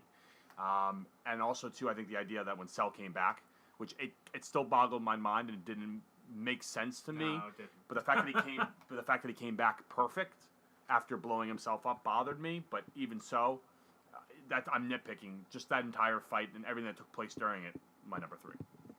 I agree. I think that's probably it's not in my top 5 because I don't have a fond memory of it as you did crying watching it. I think it's another iconic moment, iconic imagery. It's a lot of iconic imagery going around in that episode. So The reason why I got so emotional during it, and because maybe you don't remember it as well, is because for so many episodes, Gohan is literally pleading and begging, yes, don't push me. Please don't push me because I will not control myself if you push too far. That you almost, you feel for Gohan because you don't want to see, because you know he's fighting against becoming that. He doesn't want to be that. and then you become super empathetic towards Android 16 throughout that whole build up to that fight, Exactly. and 16 gets And fucked, his death is brutal because, and he's the only one that doesn't come back. yeah. He's gone for good, which was amazing in the sense of Dragon Ball, that they can manage to do that and actually have a lot of weight to it. Stakes. There were stakes in that fight. Someone died, and it led to something really great. So, yeah, I think that's a good number 3. Mike, number 3. Super Saiyan 3 Goku. The transformation. Yeah, but I can't pick which one. It's between the one in the series and the one in the Janemba movie. Oh yeah, you showed me that scream. You just really like that scream. That transformation was so awesome. I mean, part of what makes Dragon Ball Z awesome is the screaming and the fighting, and that scream was like one of the coolest screams I've ever heard Goku do. Yeah, you're talking about the Janemba one. The Janemba one, yeah. But the moment of Goku turning Super Saiyan 3 for the first time in the series was totally badass. There's that awesome song that I know we all love. Yes, the Bruce Faulkner theme, yeah. which people are not terribly fond of, but I look back at it. I love that. I love those themes. Yeah. Yeah. And just the fact that he turned into this thing that we With no eyebrows. Yeah, with no eyebrows. Oddly, with no eyebrows. It's funny because I'm a little older than you, than you guys. But my buddy Patrick and I, we used to, we were big Dragon Ball Z fans, and they used to release still images of from Japan because everything would release sooner in Japan than it would here. And my friend Patrick and I, it was still during the Cell Saga, a picture came across of Goku Super Saiyan 3 with the halo. Now, Goku actually hadn't died yet during the Cell Saga. Oh, my God. So we had no idea what the hell it was, so we thought it was Goku Angel form. That's what we had 9-year-old, 10-year-old Justin and That's Patrick. awesome. It was Goku Angel form that he got so strong that he became an angel with the halo over his head and the long hair and no eyebrows. That's what we thought. Obviously, 2 years later, 2 or 3 years later, you realize that it's a Super Saiyan 3, but I always laugh at that form because it reminds me of that memory where we're like, oh my God, Goku goes angel. He's going to go into an angel form. That's so great. That's awesome. That's such a great story. I love that scream. I love that. Yeah. I love that moment. Oh man, I probably should have put that in my top 5. You know what bothers me though about Goku going Super Saiyan 3 about Boo and why I refuse to put that on my list is because when he gets back to the watchtower or the lookout and Piccolo goes, couldn't you just end it? And he goes, yeah, but I wanted to give you guys a chance to defend yourselves because I'm going to be gone. That made me really mad. That was insanity. That's Goku's an idiot. Yeah. So that's just true. But to his that's character. borderline insanity, though. Well, he's he doesn't think. He doesn't Everybody use his who head dies like after that point is on Goku. Yeah. Yeah, and you're right. That's a good way of thinking of it. I think he admits that, doesn't he? That he just should have ended it. Yeah, in the Kid Buu fight. Yeah. Even in the Kid Buu fight, he stops. He doesn't go full power because he wants Vegeta to have a turn. That's why he doesn't kill Kid Buu. Goku's insane. Yeah. he's a crazy person. Yeah. So I can understand how that's a big fault. I'd fault it only because what the fuck, the long hair, and it's just such a weird looking character. The scream though and everything leading up to it was awesome. I mean, I like the way he looks as a Super Saiyan 3. I like it. I thought it was cool. I thought it was silly. Like the stronger you get, the longer your hair gets. Yeah, I just thought that was kind of silly, but I think the scream is amazing and the music makes it. It's the hair from your eyebrows goes to the back of your hair. That's all of that is his eyebrows. Yes, That's it. Yeah. Wow. You don't call him bushy brow for nothing. Rob, you're number 3. We already went through my number 3. It was Goku and Cell. Justin, you're number 3. I already did my number 3, but you can do your number 3. We did my number 3. So The Ultra Instinct you want number. My number 2 then? Is that it? Yeah. Number 3 is number 3. I have a fun bit of trivia for you guys, though. I don't know if you know this. Do you know why you don't see a lot of Super Saiyan 3? Because Sean Schimmel doesn't want to scream like that. Because they don't like to draw it. They don't like to draw it. It's too much draw. Do you know why they went with the Super Saiyan transformation? Because then they wouldn't have to shade in all the black hair in the manga. Oh. Because white. I don't know. Those lazy bastards. Right. All right, Justin, number 2. My number 2 is Trunks' introduction. As my number 2 moment. And the That reason, has to be, yeah. as A, he's my favorite character, so I am biased there. But B, up until this point, Frieza is, in my opinion, still the strongest being in the universe because Goku just had this amazing fight with him, transformation, didn't beat him. Now he's back, and apparently, he's well. I mean, he's not. You think he's dead, right? But Frieza's still at this point. Frieza's still the Mecha. Like he's still the guy, and then this guy. I see what he did there. Yeah, he's still. Then this kid shows up. You have no idea who he is. He's got a badass sword. He goes Super Saiyan. And I don't know about you, but after Goku went Super Saiyan, and then that was over, all I wanted in my diet was more Super Saiyan. Yeah. I wanted more, because I just wanted more of it. Right. So have this random person show up, go Super Saiyan, and then wipe the floor with Frieza, all his henchmen, and his father with a snap of a finger like that. was mind-boggling. Then to learn of his backstory and where he originates from only added on to the mix. But I thought that was he was so cool. Burning Attack is one of my favorite moves of all time. I love when his hands are flailing around. Burning Attack is one of my favorite moves. The way he disposed of Frieza was awesome. Everything about it was really cool. And that moment really is what made Trunks my favorite character. Yeah, I think that's a fair number 2 as it being your favorite character. I think the Z-Sword is really cool. I love the Z-Sword. I wasn't watching that. I That can't. wasn't the Z-Sword. Gohan Whatever. had the Z-Sword. Who fucking cares? It was a sword. It was a Z fighter using a sword, and I think I really loved. I liked Trunks. I couldn't say I loved him. I think. Again, I was still all about Vegeta. I was like, "What? I mean, Vegeta should kill him. It's Frieza. He's right there. Vegeta should kill him." And then this random. He was strong. Yeah, But he couldn't. I get that, but again, I just felt like it was another. Well, Vegeta's not the strongest still. This was me growing up watching Yeah, this, right, I'm saying. And so I didn't particularly care for Trunks, but I think it led into like I said before, probably the best saga of the whole thing. So no, it's a great way to start it when he slices up Frieza and just blows him away. Not even that. Even before that, the fact that he went Super Saiyan. Yeah. It boggled my mind and raised so many questions. Who the hell is this person? There's another because up until this point, the idea of the Super Saiyan was this long and forgotten mystery, legendary thing that you couldn't be able to do. Goku pulled it off. It's Goku. It's okay. And then this kid shows and somebody died Right. to do that. Yeah. Right. And then Goku showed up. I mean, and then this kid shows up and he goes Super Saiyan. You're like, well, okay, so this guy's is a force to be reckoned with. He's a legit fighter. This guy's just turned Super Saiyan. This is real. And that's why I just thought it was such a cool moment. I agree. I think Trunks has actually had the most shocking introduction as a Z fighter out of all the Z fighters, because he comes out of nowhere. There's no inkling of that someone else is coming, right? Trunks shows up, kills Frieza. Like Goku defeats Frieza, but Frieza's not dead. He comes back and he's all put together in this Mecha Frieza, right? In like space junk, and then he disposes of him outright, kills him, kills all of his men, and kills his dad, who is he stronger than Frieza, the dad? No. He's not. No, he wasn't. Okay, because I know he's in the second form, but they never said anything if he can obtain other forms. Or... No, I think his kids surpassed him, but They did. I think Well, kid. Cooler's not canon. canon, yeah, whatever, fucking canon. Yeah, I think that He's had the that most makes a lot of shocking sense. introduction as a Z fighter. Yeah, I can't think of anyone that is a more Nope. shocking one. You're right. None.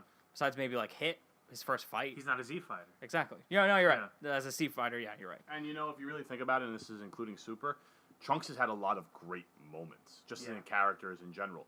I mean, from disposing of Frieza to his fight with Cell, he gets his butt kicked, but he's actually stronger than his father. Right. Trunks is stronger than Cell in that form. Super Trunks looks awesome. Super Yes. Trunks looks so awesome, and he's actually stronger in that form than Cell is. He just is not too slow to hit him. I mean, I could go on and on about Trunks, but I just think in the grand scheme of things, for not being OP like Goku, or having such an indomitable will and interesting character arc as Vegeta, he's outright I think he has had so many great moments, and he's just such an interesting character without being the strongest or probably the most interesting. Mike. We're gonna get married, okay? Okay. Princess Trunks and you, yeah. Mike's number 2. All right, this might be the time where we all want to talk about this. My number 2 is Majin Vegeta. Just Majin Vegeta again in general. just the moment in the series of Majin Vegeta as a whole, his whole character, just him being Majin Vegeta is so awesome. Where does Majin Vegeta fall for you, Rob? Just so we can clarify this. Number 2 and number 1 are both Majin Vegeta moments. So let me. Hold on. So are mine. Okay, 2 and 1 are both Majin Vegeta moments. Okay, good. So for me. let me say this. So when Vegeta actually turns Majin Vegeta, it's called Vegeta's Pride is the episode name. It's episode 229. It aired October 30th, 2001, American voiceover, right? The American dub. And that's when he turns into Majin Vegeta, has his moment at the World Tournament, then fights his mind control, and he has that famous line, "You may have controlled my mind and my body, but there's one thing a Saiyan always keeps, his pride." Yeah. Right? That's that moment. And then the fight starts, and then that's the next episode. That's where Goku Vegeta? Right. I know Justin's number one is different, so Justin will be our grand finale here of what the last moment is that we'll talk about, because I know it's a good one. I know what your number one is. You've talked about it 1,000 times. But my number two and my number one are both Majin Vegeta moments. So let's first talk about the Goku Vegeta fight, right? I think that's... Well, that- I was gonna get, leading into that. Yeah, no, go ahead. So when he turns into Majin Vegeta, because that's my number 2. It's not when he turns into it. It's after he's there and he's at the tournament and he. Yeah, my killing spree. The killing that's spree? mentioning. Right. So that part, his speech about how his pride is meaningless, and he has that whole thing against Supreme Kai. Then he, eggs on Goku to fight him because he knows that when someone takes an innocent life, Goku gets enraged and he can't forgive someone. That's why he takes So- a lot. Right. So he instigates him and antagonizes Goku to go after him and fight him, no matter what. He does not give a shit, like Justin said. Then there's that moment where Supreme Kai's like, I cannot let you guys fight. You're going to unleash this terrible atrocity on the universe. And Goku's like, I will fucking blow you away if you don't get out of my way now. And Goku's face was no he shit. was serious. He was was really going to kill him. Yeah. He was And pissed. that's not Goku at all. Goku would never kill an innocent person, but this time he would. Yeah, Vegeta brings out I- a hell of a Goku for this Yeah, fight. because that in the moment where they're standing in the middle of the World Tournament arena, that's when. So Vegeta kills a bunch of people, and Goku goes, "This isn't the time to fight, Vegeta. We're gonna unleash Majin Buu if we fight with our energy." And Vegeta's like, "You're gonna fight me unless you want more bodies on your conscience." And then Goku realizes Vegeta let himself be taken. Yes, And that's I think that pisses him off. and that's yes, that does. He very openly talks about Yeah, how right. could you let Right. him Himself be a control you? slave. Yeah, exactly. Yeah. Which Vegeta kind of flips on his head and goes, "I only use him to get stronger. Right. Like I just wanted to match you." Is it slavery to get what you want? Exactly. And he does that shit-eating grin Fucking smile. Yeah, fantastic. crazy face. Yeah, Vegeta's Majin Vegeta is the culmination of everything that led up to that moment for And then all Vegeta. we all wanted. We Yes. all wanted him like that. Yeah. We That- love that Vegeta. And that's why this is so much higher on my list than the first fight they had. And that's what I was talking Yes. about earlier. I was agreeing with I didn't want to outright agree with you Right. because I wanted to save it for this moment because I agree with you. Right. Everything that leads up to this, it just creates such a weight behind his decision to do this Yep. with his he has a family at this point, That he does care about, and he does love them. but at this moment in time he's saying fuck it. I Right. just want to fight Goku. Yeah. I need to fight him. I need to be stronger than him. I need to beat him. Because this is the last chance he'll ever get. Exactly, because Goku's dead. Right. And you know what's interesting is up until this point, Vegeta is relatively mundane. Mm-hmm. He's not the Vegeta that we know. You've watched him train with Trunks and be a good father. Yeah, even during their fights with whatever the beast, one of Bobby's beasts, Yukon or whatever that guy. Yakon, yeah. Yakon, with Goku's fighting. Vegeta just kind of standing there waiting his turn. Like he's so. I'm trying to think. Reserved now. He's getting all well. From what I remember, those episodes, Vegeta was getting gradually more angry. He was. The only reason Vegeta But went. Vegeta was always angry. The thing that's Yeah. what you just said. He was gradually getting more angry. Vegeta used to be always angry. This time, he was a Yeah. little bit more reserved. Now Well, he wasn't the Vegeta you remember. I don't know if you guys remember this part, but after the Cell games end and Gohan kills I'll never fight Cell, Vegeta says that he allowed that to happen. He didn't do anything to stop it. He couldn't do anything to stop it, and now Goku's gone. And his entire purpose of beating him is done, and he's like, I'm never gonna fight again, and he doesn't. He just trains.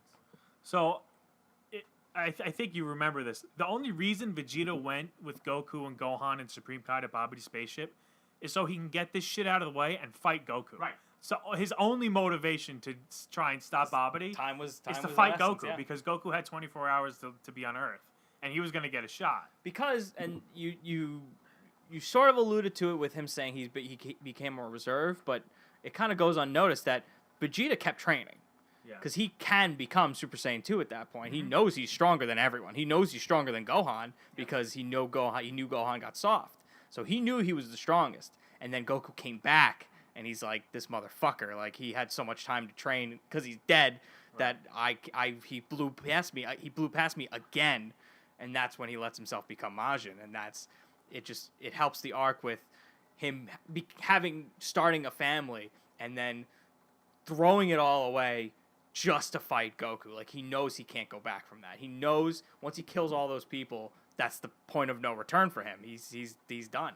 He's absolutely he's made his decision to remain that bastard just to beat Goku. But I mean, if you remember the discussion they had, he was struggling with that. He didn't like that he wasn't the cold, ruthless bastard that he was, because all he cared about was fighting, being the strongest.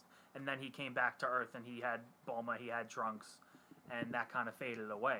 But he struggled with that on the inside. He wanted to be the way he was. Yeah, I mean, and I think it's one of the most polarizing speeches, and Vegeta has a lot of great speeches throughout the show, but it's when they're in the middle of their fight, Right. is that he talks about, I woke up one day and started to think the Earth is actually a really great place to live, and that effect that it had on him, and like you said, the struggle internally for him was real. Yeah. So, yeah, and that leads right into the fight, which is awesome. There's amazing fight. There's so Best much fight in DBZ. There's so much amazing choreography that goes into that fight, like the callbacks, the fact that it takes place in the Rock Mountains again, and there's no clash. There's no Gallic Gun clash. You hear it though. Yes, they do it in the cave. You don't see Yeah. it. Yeah, which is amazing. Again, Yeah. I love the moment where Vegeta has him trapped up against Yes. the Yeah. wall. What clown? And he starts slapping Yeah, him across Exactly. the He face. starts slapping him and he's kneeing him in the stomach. So You fuck. feeling humiliated? Yeah. And then Goku's reaction too when he rips off, when he Yes. spits off, and it was so emotionally charged. And I want to mention, because I don't think anybody else will.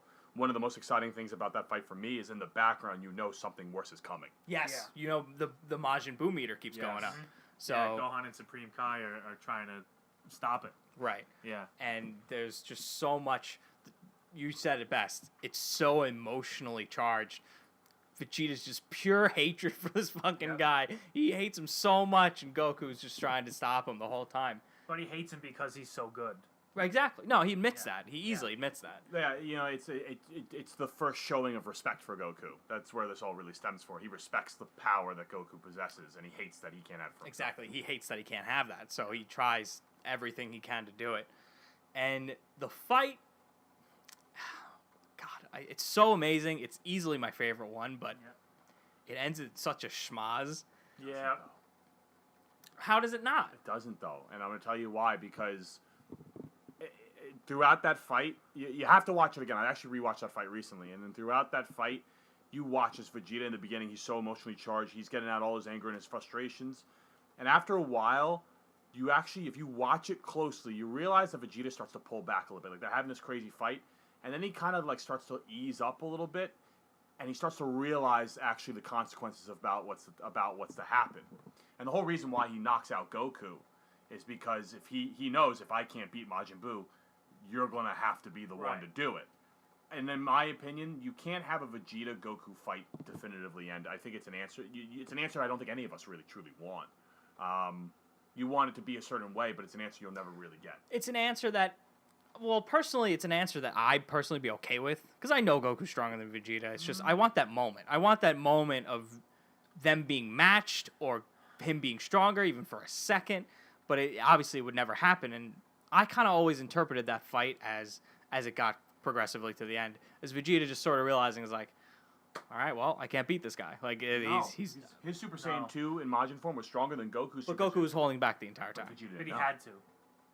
Goku had to. Right, for And Majin Vegeta Buu's didn't know sake. Super Saiyan 3 yet. He didn't know. Right now, at this point in the Exactly. show, he believed that they were on even, as far as transformations, they were on even ground. And Goku alluded to that too, because like I said, at that moment you had no idea Goku had another transformation up his sleeve. Goku said, "I'm going to go all out." Went to Super Saiyan 2, and I think Vegeta said something like, "You're stronger than Gohan was against Cell." And then Vegeta goes to Super Saiyan 2, and Goku goes, "This was going to take longer than I thought." Yeah. So at that point, you think it's a level playing field. Yeah. Which puts so much more weight behind Vegeta and Goku fighting, because Vegeta's a bad guy, right? He's under Babidi's mind control. Vegeta says outright, like I did this so I can get stronger to fight you. Like, I'm going to have my shot at you. And now Vegeta's bad. So there's no telling what's going to happen after this fight, right? So having Vegeta being level with Goku and an enemy puts a big strain on, the safety of Earth. Because, he said, I did this so, I wouldn't have to worry about my family, meaning, fuck all that. Yeah.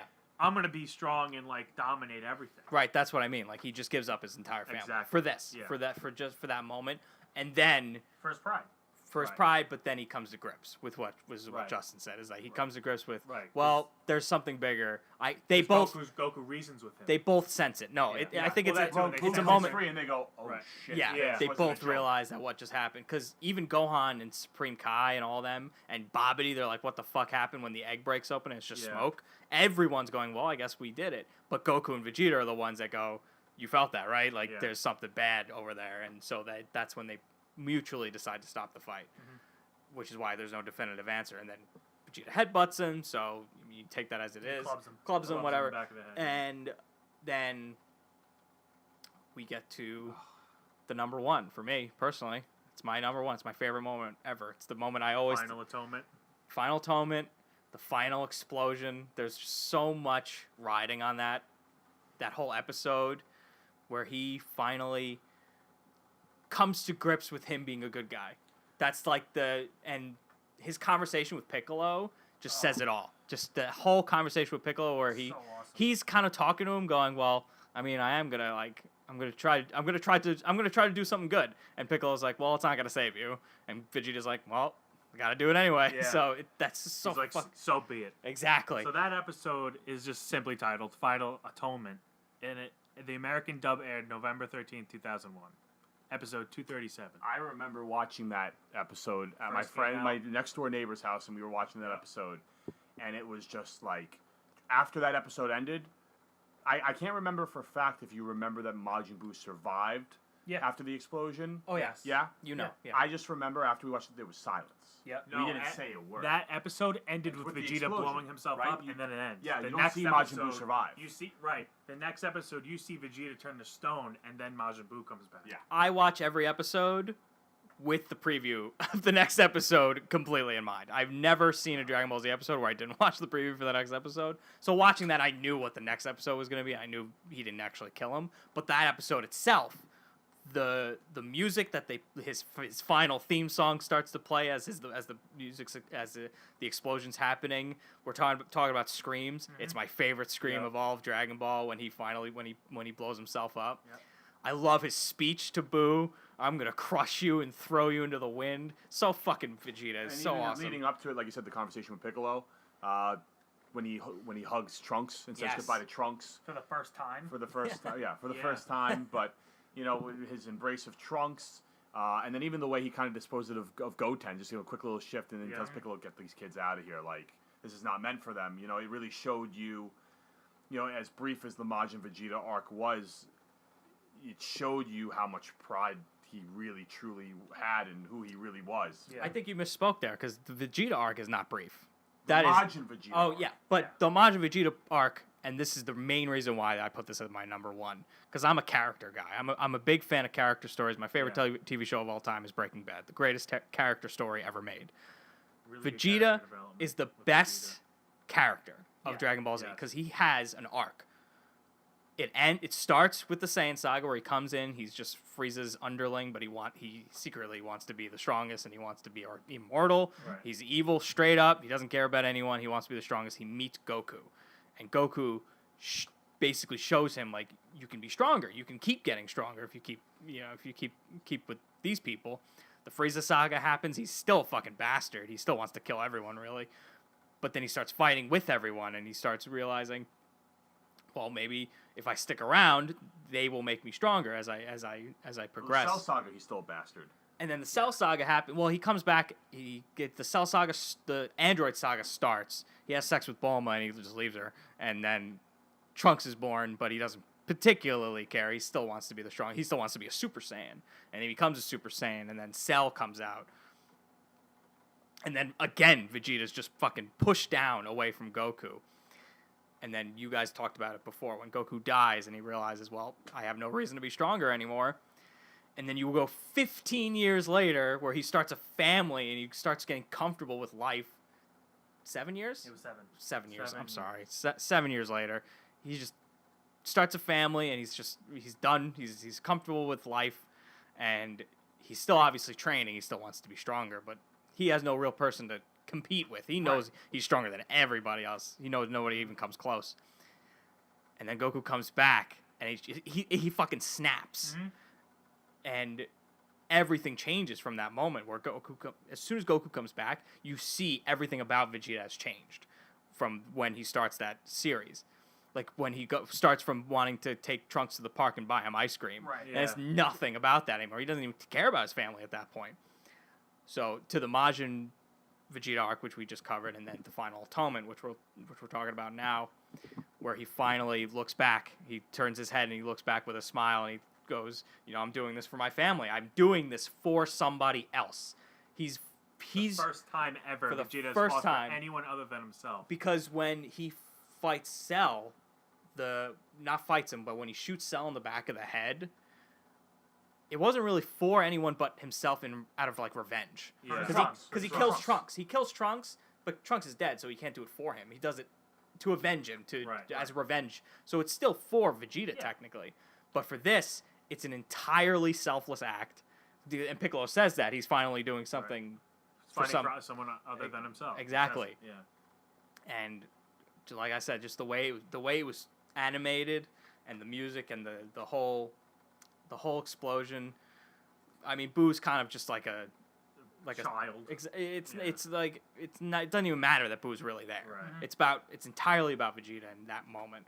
That speech with Piccolo, man, when Vegeta and Piccolo were talking, it's heartbreaking. Yeah. Really. Yeah. Yeah, because because when Goku dies, right, or all the other Z fighters die, like Yamcha, Tien, and Krillin, you see them in Otherworld training, and Piccolo says once you die, you're dead. Yeah, like you're not getting a second You don't chance. get your body. Yeah, right. Vegeta asks if he'll be able to maintain his body, and I think the exact words of Piccolo are, one selfless deed does not make up for a lifetime of evils. Right. Something along those lines. It's not verbatim. He compares him to Goku. He's like, well, look at Goku, who's literally done nothing. Well, in their mind, he's done nothing else but for other people. An entirely selfless person. Which is bullshit, because Goku's probably the most selfish. self-centered of everyone. Yeah. But in their eyes, that's how they look at him, and that's how he's portrayed. But for Vegeta, that's it. He only has the one, but that's it. That's all he needed. Yeah. He wanted that one moment. So. Right. But I mean, if you guys remember, he also did it for Goku. And that's what he also and says. It's ironic that he did that because he hated Goku for saving his life. Yeah. So the fact that he's doing that for Goku is like, I'm returning the favor. It was the Goku thing. It's very full circle. Yeah. For Vegeta to say that, but it's more of it's to show that Vegeta's doing this for other people. At that point, it's not even really just about Goku. It's about because he says Bulma, Trunks, and even you, Kakarot, because he's doing a selfless act. Right. He's basically, when he says that for Kakarot, he's basically smiling and going, well, I'm finally doing something like you, as opposed to like me. I'm being like you instead. Right. So it was perfect. To me, it was a perfect end to that story. And I think it actually goes to show you what could they have possibly been feeling when Boo gets released from his capsule, from his egg, because they were in the thralls of a major fight, and they stopped dead in their tracks. Yeah. And it scared Vegeta so much that he goes over there and actually sacrifices himself. Yeah. Can you only imagine what, that feeling of Majin Buu being escaped, what they could have possibly perceived, oh my god, this thing is, ridiculously strong and evil, you could feel it, to make them have to act that rash. Yeah. So, that covers pretty much all of our lists until the real number one, I guess, in Justin's mind. Justin? I'm going to hold the mic now. I am shocked that none of you have this on your list. I didn't talk about my number one. Oh, I thought you said that was my number two. Wow. Well, the plot thickens. Here's the mic back. Well, we might have the same one. I was about to say, I feel like it is the same one, so go ahead. You can tell the story, but I'm sure Mike will chime in. It's going to be the Goku-Frieza fight, but in the moment itself, it's Goku going Super Saiyan for the first time. Yep, it had to be, right? There is, sitting there watching it, it was this moment that started with, first and foremost, the Frieza Goku fight in the beginning was awesome, because you just watched Vegeta get his ass kicked. You're shocked that Goku's holding his own. He just launched a Spirit Bomb. You think the fight's over, and the fight before that was already entertaining. And then to have Frieza just show up when they swerved you, because they're laughing, we're going to go home now, and to have Frieza just stand there, and then to have Krillin, who you wouldn't really think, watching him die the way he does. Piccolo died first. Right, well, Piccolo died, but especially Krillin, because Krillin's the trigger. He didn't die. He didn't die. You think he does. You think he does, but Krillin's the trigger. But you think you wouldn't care, but they did it in such a way that watching Krillin get launched up Beg into the for air help. and begging for help, begging for Goku, it like was a shot in the chest. It Yeah. really was. And then to have that music and the imagery, I don't mean to steal all your thunder here, No. but to have the music and the imagery and just, you've never seen Goku like that before. Never. Such rage, and it was palpable. And I'm getting, honestly, I'm getting goosebumps now talking about it, because when I was a kid, when that happened, Yeah. it was just like, it was unreal. It was uncanny. And to I'm watch right him there go with you. Super Saiyan and the look in his eyes, and you're like, I've never seen him like this before. Seeing And I'll- Goku's eyes roll into the back of his head is like the sign that Goku's cutting loose. Like some shit's about to happen. Well, he was losing control. Yeah. I mean, you know, you watch. By the way, that's probably one of the most watched videos ever. I 100%. always watch that transformation. I have and I the- watch. I'm sorry, I have the Super Saiyan transformation song on my iPhone. I listen to it. It's incredible. Yeah. That track is incredible. It's awesome. And do you listen to the Bruce Falconer one? Yeah. Yeah. Okay. So he has the greatest music ever, in my opinion, in that show. But watching that, the Funimation dub and the Kai, and I know you hate Kai, but I've never steered you wrong with suggesting things. You should go back and watch some No, of these I moments watched of it. Kai. You told me because this 1,000 times. I watched they, it. Yeah. the way they redid that scene, in my opinion, was so much more raw than the way they did it the first I time. was gonna ask you guys which version, Kai or the original. Dub. I actually never watched the Kai version. Mine's That's- strictly the original. You need to do yourself. After a we're favor. done here, this is what we're doing. So watching that, I'm right with you. Watching that, I was like, yeah! I was like jumping up in my seat. Yeah. I couldn't stop smiling. I'm like, that's a Super Saiyan. That's the first time we ever saw it. It's a Warrior of Legend, and watching him like he couldn't even. This is the next episode, but watching him not even be able to control himself, talking to his own son, he was like he couldn't even fucking think straight. That's how like serious and He was just amped. enveloped he was in that Yeah. transformation. One of my favorite shots in all of the show is and it's probably such one that's so overlooked. It's when you watch Frieza's smile, and I remember the face. He's got the one eye closed, and he's got the big ass grin on his face as he blows up Krillin. Goku goes Super Saiyan, and they show back to Frieza's face, and he's like, Shit. "What the hell just happened?" Yeah. And his smile changes to complete confusion and fear, and you see the gold glowing off of his face. That, Yeah. for me, is one of the most iconic shots, because you see the reflection of the gold aura going off Yeah. his face, and he's like, what just, like, I don't know what just happened, and that, for me, is one of the favorite shots of the entire show, especially because of the gold color and the gold Yeah. aura, and it just goes, and it was the first time you see Frieza Afraid.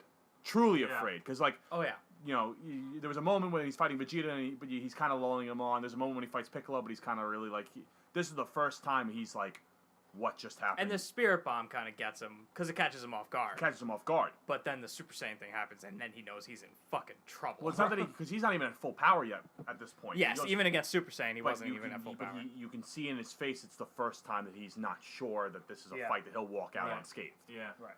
And for Frieza, who's at this point, the build-up is he's the strongest being in all the universe. That's how they build Frieza up. He's the strongest Oh, being yeah. in the universe. He's one of the, he's next to Cell, the best built villain of the entire series. Yeah. So, what do you got to add to that?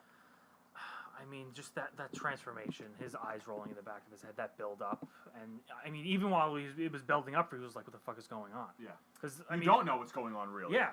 And I think of like when he's like crying and he's got the shoulders hunched and he's like Uh-huh. the shoulders are jagging up, like he's like almost like he's like fighting himself because he's lost Yeah. such control. And I remember hearing his when he's going and he's like he's kind of it's just Well, iconic. that's what the transformation does, right? I mean, when Gohan even turned Super Saiyan for the first time, you saw he was like he couldn't even Yeah, like control he's amped. himself. Yeah. Yeah. It's like having 5 Red Bulls Right, in like Exactly. 30 seconds. The transformation enrages you, is what. It's exactly. Well, what that and that transformation in particular was out of pure rage. Right. So, because a lot of these It comes from- transformations, that's what Goku says when Gohan turns. It comes from a need. Not, yeah, the not a first desire. transformation for Right. Super Saiyan, yeah, it's a pure rage, Gohan. Yeah. Pure rage. Yeah. And so yeah, I think that's a perfect way to end it. I honestly I get goosebumps every time I think about that part. I really do. Wait So till you see great. the Kai. And if It's you so good. and I'm just gonna say if you have not tried to go Super Saiyan once, you're lying to yourself. Yes. Yes, you are. Well, then I guess one of your best friends is gonna have to die, and we'll get you there. All right. So, You said I haven't one's already. it gonna be? oh, okay. Volunteer myself as tribute. to die. I second that. Guys, we just talked for an hour and 45 minutes. About the best fucking show ever made. That's bold. Sorry. That's a bold statement. It's pretty good. It's great. Let's be fair and just call it great. Yeah. Yeah, that's great. So, I think we'll call it. You want to call it? Let's just do 15 minutes just to make it even. No. No, we're gonna end this at 1 hour 44 and 56 seconds. So, you guys got any last words here? Be sure to drink your Ovaltine. Mike? I mean, I guess I could say. Justin? Goodbye.